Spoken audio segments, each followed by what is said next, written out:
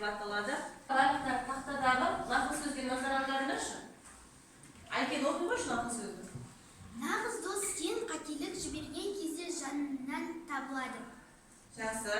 Бұл бізде балалар қанатты сөз екен. Кітапта 60-шы бетте қанатты сөздің анықтамасы берілген. Оқып танысып шығамыз. Сонымен қанатты сөз деген не екен айта қойшы? Қанатты сөз деген мақал-мәтелдерге ұқсас. Оның ойы терең болады. Жақсы. Сендерге жұптық жұмыс арқылы тұжырымдамалық кесте толтыруға беремін. Жылдам толтырып шығамыз.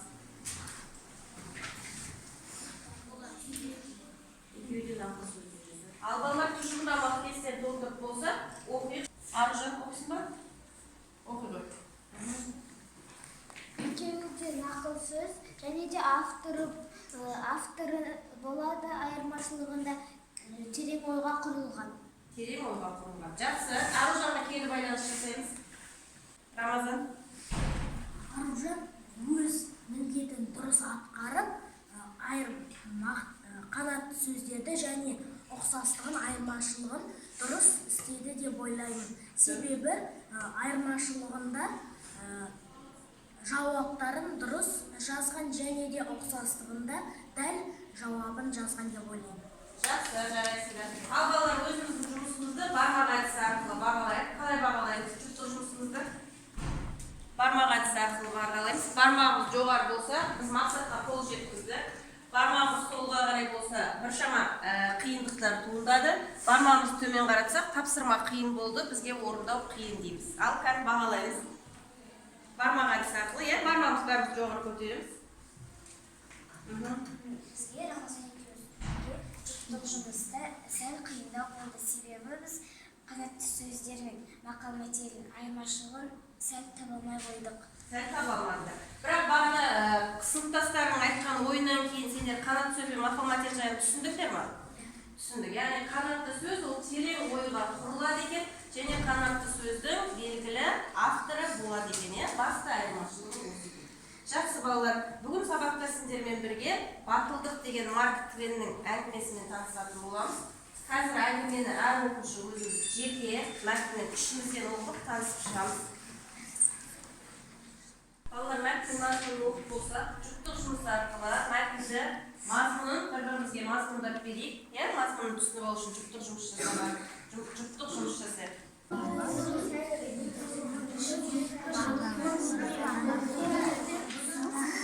Балалар, жұптық жұмысты аяқтап болсақ, бәріміз тақтаға назар аударайық. Мәтін бойынша сұрақтарға жауап береміз. Бірінші сұрақ, Аружан. Себебі Добис мырза кітабын жыртқан үшін балалардан сұрады, а балалар Добис мырзадан қорыққан үшін тып-тыныш отырды. Жақсы, Аружан жауабын келсеңіз ба? Жақсы, келесі сұрақ. Себебі ол кітапты жыртқан Бекки екенін білді де, Добис мырзаның әр қимылын бақылап отырды. Жақсы, келесі сұрақ.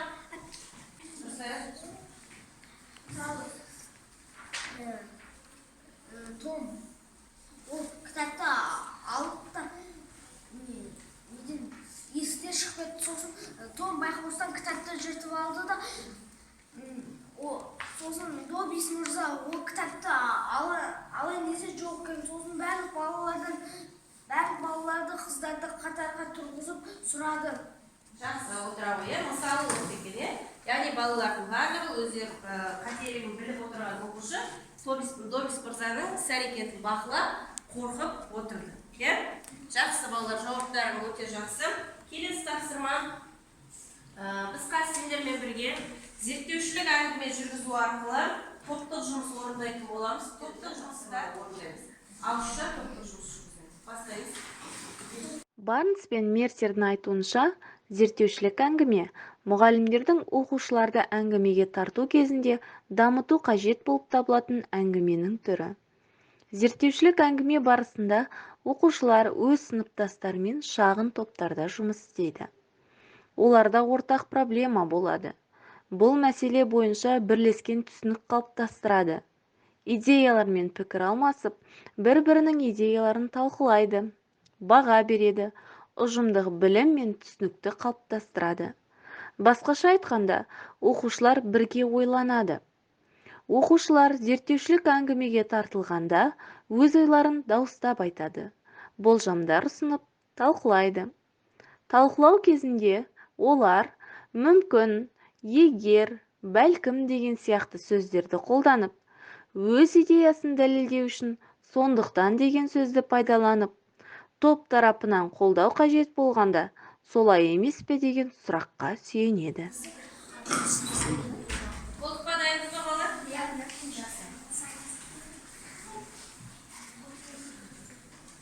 Жақсы, тапсырманы орындап болсақ, зерттеушілік әңгіме жүргізіп болсақ, жауап берейік. Бірінші нұсқаулық бойынша кім жауап бергісі келеді? Ал Аружан тыңдаймыз. Джон Беккиді неге құтқарғысы келді? Себебі ол Беккиді жазалағанын қаламай, ол бұрынғы жақсы естеліктерін және де бірге ойнаған көп жүргізіктерін есіне түсіріп, Беккиді құтқарғысы келді. Және де ол кітапты Бекки ғана емес, Том да жыртты. Өте жақсы. Үшінші топ зерттеушілік әңгімені өте жақсы жүргізіпті. Бізге нақты дәлелдермен жауап келтіре алды. Келесі, Том неліктен мойындады? Томның іс-әрекетін кім бағалап береді? Айкен.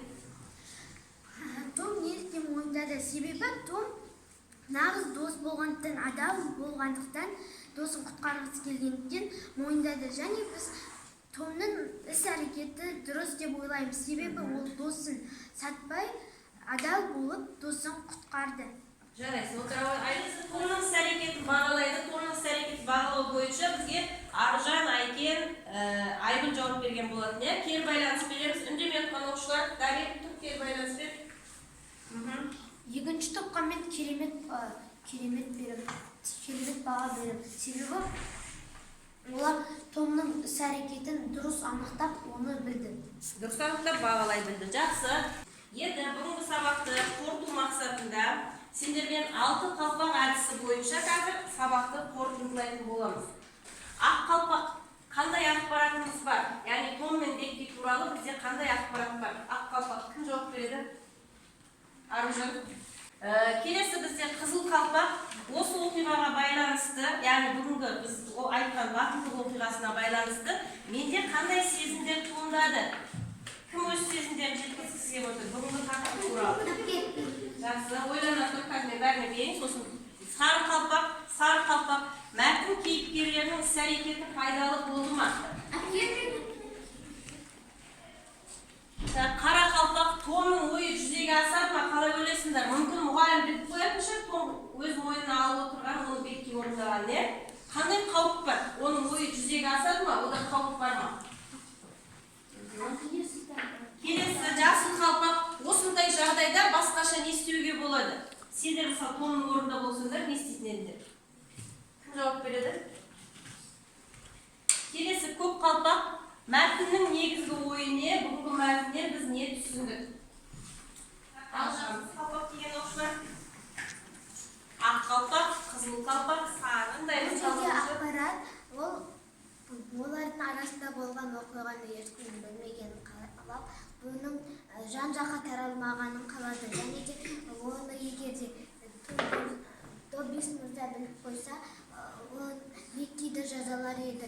Бірақ оны Том істеді деп ойлады да, өзі бұл ақпаратты ешкім білмегенін қалап, өзі шықты.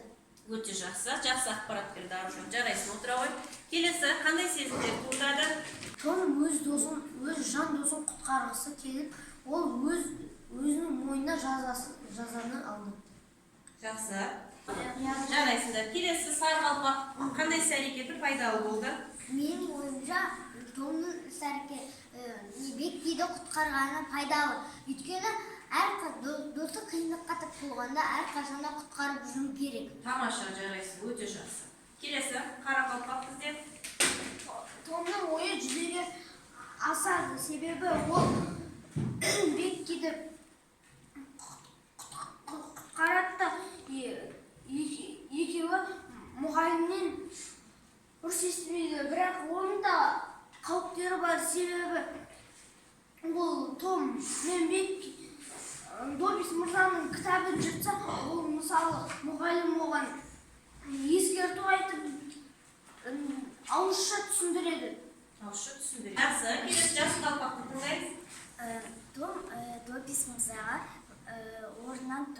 басқаша айтуым мүмкін. Мысалы, былай Доббис мырза бұны бек естіген жоқ. Мен жүрген кезде кітапты құлатып алып, сол кезде кітаптың беті жыртылып қалды деп айтуым мүмкін. Олай да айтуға болады, яғни бұл біздің Аружанның ұсынып отырған ойы. Жақсы, келесі Көкқалпақ негізгі ой не Бұл түсіндік? жақта мәтіннің негізгі ойы досты құтқарып, оған досқа ада болып, оны сатып кетпеу туралы. Және мен мәтіннен нағыз дос болып, досымызға көмек қажет кезде көмектесу керектігін түсіндім. Тамаша, жарайсың, өте жақсы түсіндік. Барлығымыз Айкенің ойымен келісеміз бе, балалар? Келісеміз. Яғни бүгінгі мәтіннен біз нағыз достықтың қандай болатынын түсіне білдік деп ойлаймыз.